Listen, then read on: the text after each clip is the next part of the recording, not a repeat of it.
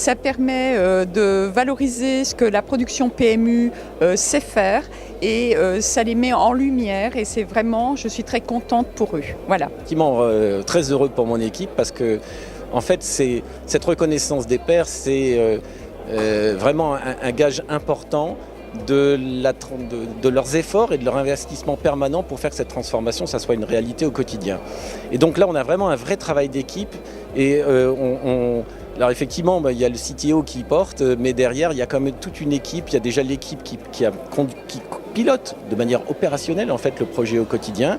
Et puis il y a tous les agents qui ont bien voulu monter à bord, qui sont venus, qui ont porté des actions, puisque c'est ce qu'on essaye de promouvoir, c'est effectivement des agents qui viennent proposer un certain nombre d'actions qui s'inscrivent dans les orientations qu'on décrit et qui les portent jusqu'au bout et qui en ont bénéficié de tous les résultats et qui grandissent comme ça à travers ça.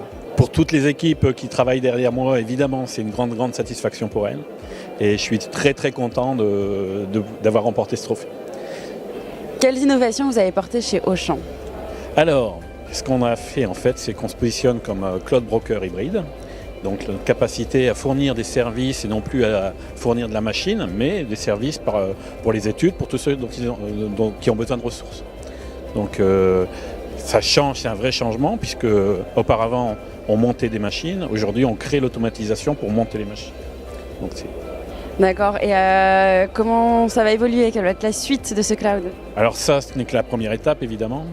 On est en train de vivre une grande transformation vers le digital et cette approche en service permet demain justement d'être un assembleur et d'assembler des services plutôt que de créer les services. D'accord, et comment donc se réorganisent les métiers au sein d'Auchan de fait?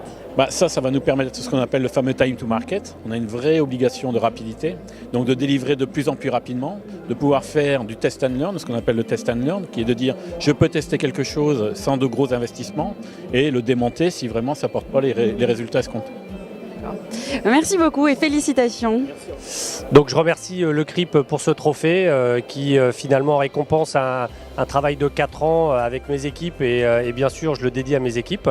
Et je voudrais avant tout remercier le CRIP, son organisation, son président et bien sûr tous les sponsors qui nous accompagnent au quotidien pour pouvoir partager toutes ces expériences avec de nombreuses entreprises.